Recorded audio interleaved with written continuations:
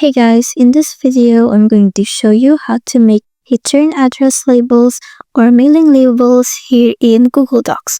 So first you're going to Google Sheets and then you want to make a spreadsheet with the mailing informations like this one. And then after you've done that, you're going to go back to Google Docs and then you're going to click on extensions over here. Then click on add-ons, click on get add-ons. Then you want to search for labels.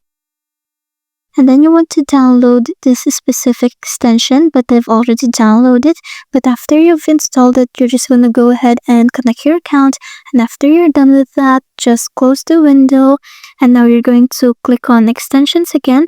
Then you're going to click on the extension, click on create labels. And then over here, the label template, just go ahead and click on it. And then you want to go ahead and choose your label template. I'm just going to choose the shipping labels over here. Then click on use. And then over here, the mailing list, just click on the select a spreadsheet. And then you want to go ahead and select the spreadsheet that you made with the mailing informations. And then over here at the add merge fields, you're going to click on it. And then you're going to click on the fields that you need to insert in the label, which is simply the mailing informations in your spreadsheet. So just click on it. Then you also want to click each one of it in order for you to insert it here in your label. And after that, you're just going to go ahead and rearrange the format like so.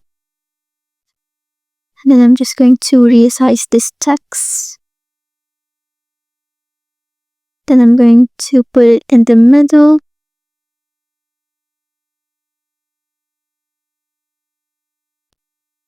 And after you're done with that, just click on create labels over here. Then wait for it for a few seconds. Then click on open document. And there you go. Here are your mailing address automatically made. So that's it. Thanks for watching.